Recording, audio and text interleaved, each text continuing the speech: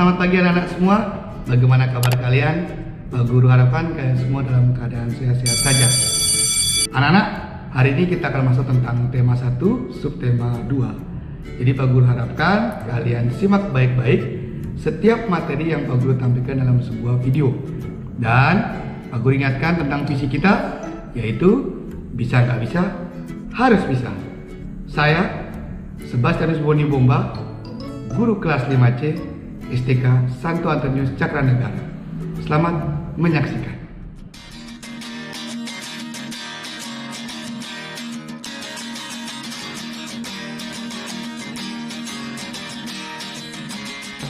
Oke anak-anak, langsung saja kita masuk untuk pembahasan tema 1, organ gerak hewan dan manusia, tentang materi subtema 2, yaitu manusia dan lingkungan. Nah, kompetensi dasar yang ada pada pembelajaran 1, yaitu yang untuk muatan IPA, itu yang pertama, KD3 menjelaskan alat gerak dan fungsinya pada hewan dan manusia, serta cara memelihara kesehatan alat gerak manusia. Sedangkan untuk KD4-nya, yaitu membuat model sederhana alat gerak hewan dan manusia. Lalu muatan bahasa Indonesia, itu KD3 pembahasannya tentang menentukan pokok pikiran dalam teks lisan dan tulis. Lalu KD4-nya menyajikan hasil identifikasi pokok pikiran dalam teks tulis dan lisan secara lisan, tulis, dan visual. Oke anak-anak, sekarang kita lihat materi pelajaran untuk muatan IPA dan muatan bahasa Indonesia di pembelajaran 1. Muatan IPA itu membahas tentang aktivitas untuk menjaga kesehatan tubuh. Sedangkan muatan bahasa Indonesia yaitu mengidentifikasi ide pokok. Ya, jadi untuk pembelajaran 1 kita akan membahas dua muatan ini. Jadi disimak baik-baik ya anak-anak. Baik anak-anak, langsung saja kita masuk kepada muatan IPA, yaitu aktivitas untuk menjaga kesehatan tubuh. Nah, anak-anak, coba kalian bayangkan, apa sih aktivitas yang memanfaatkan anggota tubuh kalian? Di sini Pak Boni mempunyai beberapa contoh aktivitas yang memanfaatkan anggota tubuh untuk bergerak. Yang pertama, contohnya adalah orang yang sedang berjalan atau kita yang biasanya suka berjalan ya. Kemudian yang kedua, bersepeda. Nah, itu memanfaatkan anggota tubuh untuk bergerak, yaitu kaki. Nah, sedangkan kalau berjalan tadi memanfaatkan anggota tubuh yaitu kaki dan tangan. Kemudian berlari. Berlari juga memanfaatkan anggota tubuh untuk bergerak, yaitu tangan dan kaki. Serta anggota tubuh kita yang lainnya ikut bergerak ya. Kemudian membaca buku atau belajar. Ya. Jadi untuk gambar yang satu ini, anggota tubuh yang dimanfaatkan yaitu apa? Tangan ya. Jadi gambar yang terakhir. Nah, ini ada gambar yang terakhir nih. Coba yang tahu apa anggota tubuh yang dimanfaatkan. Ya, jadi anggota tubuh yang dimanfaatkan yaitu kaki. Ya, untuk menendang bola. Lalu, apa sajakah sih alat-alat dalam gerak itu? Alat-alat gerak itu ada dua. Yang pertama, alat gerak aktif. Dan yang kedua, disebut dengan alat gerak pasif. Nah, anak-anak, di tema 1, pembelajaran 1, sub 1, itu kita membahas tentang alat gerak hewan. Tahu kan kalian atau tidak? Kalian masih ingat tidak? Apa sih yang disebut dengan alat gerak aktif dan alat gerak pasif? Alat gerak aktif itu biasanya disebut dengan otot. Sedangkan alat gerak pasif biasa disebut dengan tulang. Nah, coba perhatikan gambar berikut ini ya. Nah, ini ada dua gambar. Ada satu ibu yang sedang menampilkan dua buah gambar dengan menanyakan bahwa dari gambar di samping, aktivitas manakah yang menyehatkan? Ayo cepat, yang mana? Jelas, yang sedang bersepeda. Mengapa? Karena yang bersepeda itu memanfaatkan aktivitas gerak tubuh kita, yaitu kaki. Sedangkan kalau motor itu tidak memanfaatkan aktivitas tubuh karena kita hanya berdiam diri saja di atas mesin, yaitu kendaraan bermotor. Ini ada pertanyaan, apakah kamu tahu bagaimana cara menjaga kesehatan otot dan tulang? Tentu saja aku tahu caranya dengan berolahraga dan mengonsumsi makanan dan minuman yang sehat.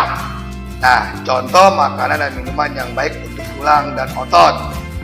Mungkin anak-anak sudah pernah memakan atau meminum minuman yang bergizi yang baik untuk tulang dan otot. Tapi anak-anak tidak mengetahuinya ya. Jadi di sini Pak Guru akan menampilkan apa saja sih makanan dan minuman yang baik untuk tulang dan otot kita. Untuk makanan yang baik bagi tulang dan otot kita yaitu telur, ya telur rebus. Karena kuningnya itu mengandung banyak vitamin yang baik untuk tulang. Kemudian susu juga baik untuk tulang. Dan yang ketiga itu adalah sayur-sayuran. Nah, jadi anak-anak, makanan buah-buahan dan sayur-sayuran juga itu berfungsi untuk tulang dan otot kita. Karena makanan seperti sayur-sayuran, buah-buahan itu banyak mengandung vitamin yang baik bagi tubuh kita. Dan gambar yang terakhir yaitu daging, ya. Nah, yang daging ini juga itu bermanfaat bagi tubuh kita, khususnya untuk otot kita agar kuat saat mengangkat barang-barang yang berat. Nah, itu memanfaatkan protein atau gizi yang ada pada daging. Nah, anak-anak, tadi sekilas tentang muatan IPA, yaitu tentang aktivitas anggota tubuh gerak kita. Sekarang kita masuk kepada muatan bahasa Indonesia, yaitu mengidentifikasi ide pokok dalam teks. Nah, langkah-langkah dalam mengidentifikasi ide pokok dalam teks itu ada beberapa. Yang pertama, yaitu bacalah teks secara keseluruhan terlebih dahulu. Kemudian, barulah kita menentukan ide pokok dari tiap paragraf. Caranya itu ada dua. Yang pertama, tentukan inti dari kalimat pokok tiap paragraf, karena ide pokok adalah inti dari kalimat pokok tersebut. Kemudian yang kedua, yaitu carilah kalimat pokok dari tiap paragraf dari teks tersebut. Jadi, untuk menentukan ide pokok tiap paragraf itu ada dua. Yang pertama, tentukan inti dari kalimat pokok tiap paragraf. Kemudian yang kedua, carilah kalimat pokok di tiap paragraf dari teks tersebut. Kenapa? Karena setiap teks itu ada berbagai macam paragraf. Ya, ada bukan berbagai macam ya, tapi ada beberapa paragraf.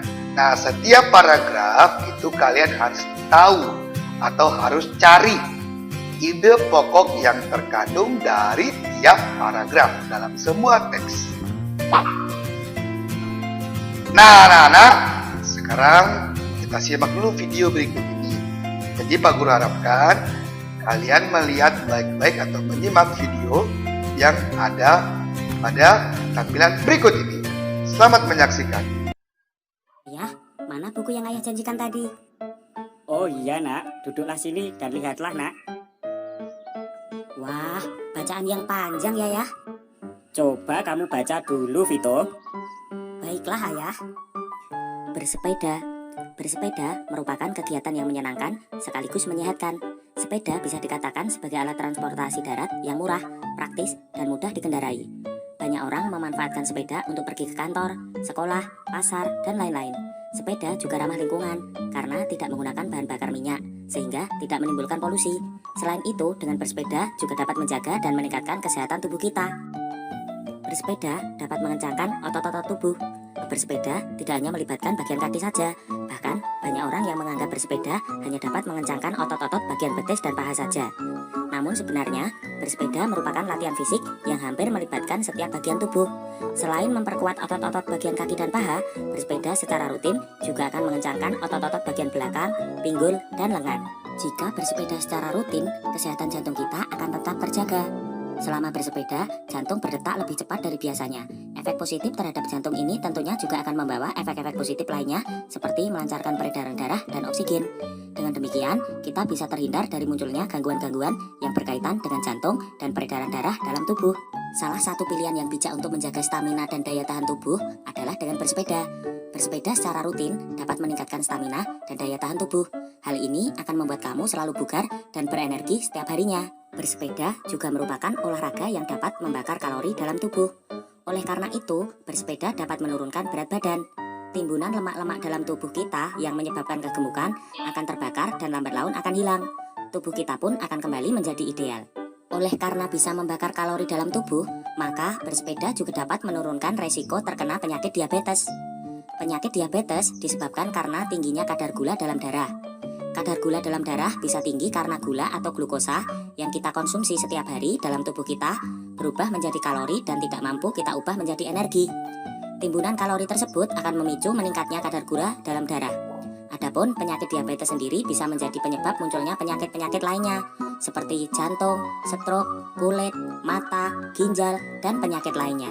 Manfaat bersepeda lainnya adalah mengurangi stres. Seperti yang telah dijelaskan di atas, bahwa bersepeda merupakan kegiatan olahraga yang menyenangkan. Bersepeda memberikan hiburan tersendiri bagi kita. Pada waktu pagi dan sore hari, untuk bersepeda sambil melihat-lihat indahnya pemandangan dan suasana sekitar cukup efektif untuk mengurangi stres. Benar-benar bacaan yang panjang, Ayah. Aku jadi bingung ya kalau membaca bacaan yang panjang seperti ini. Jangan begitu anakku. Justru disinilah kemampuanmu dalam menentukan ide pokok digunakan. Aku belum paham ya, maksud Ayah apa? Bukankah kemarin kamu sudah bisa menentukan ide pokok, nak? Iya ya, lalu? Nah, salah satu fungsi mengetahui ide pokok adalah agar kamu dapat dengan mudah memahami isi bacaan dan mengetahui inti dari setiap paragraf yang disajikan. Berarti dapat dikatakan bahwa ide pokok itu merupakan gambaran ringkas dari paragraf tersebut. Apakah benar seperti itu, Ayah? Benar sekali yang kamu katakan, nak. Nah, sekarang biar kamu memahami isi bacaan yang panjang itu, coba kamu temukan ide pokoknya, nak. Baiklah, Ayah. Ide pokok paragraf pertama adalah bersepeda merupakan kegiatan yang menyenangkan sekaligus menyehatkan. Paragraf kedua, bersepeda dapat mengencangkan otot-otot tubuh. Paragraf ketiga, jika bersepeda secara rutin, kesehatan jantung kita akan tetap terjaga. Paragraf keempat, bersepeda dapat meningkatkan stamina dan daya tahan tubuh. Paragraf kelima, bersepeda juga merupakan olahraga yang dapat membakar kalori dalam tubuh. Paragraf keenam, bersepeda juga dapat menurunkan resiko terkena penyakit diabetes. Paragraf ketujuh, bersepeda dapat mengurangi stres. Bagus sekali, Vito. Kamu telah menemukan ide pokok tiap paragraf dengan sangat baik, nak. Nah, sekarang apakah kamu sudah memahami maksud bacaan tadi? Iya, Ayah. Sekarang aku sudah paham. Ternyata dengan menentukan ide pokok, kita dapat memahami inti dari sebuah bacaan. Terima kasih, Ayah.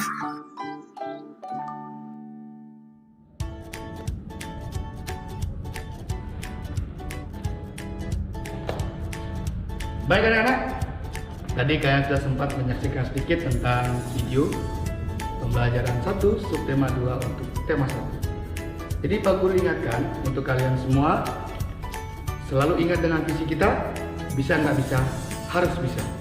Dan jangan lupa juga untuk selalu menjadi anak yang berprestasi dan membantu orang tua di rumah. Baik, kata-kata dari Pak Guru, salam sehat untuk kalian semua.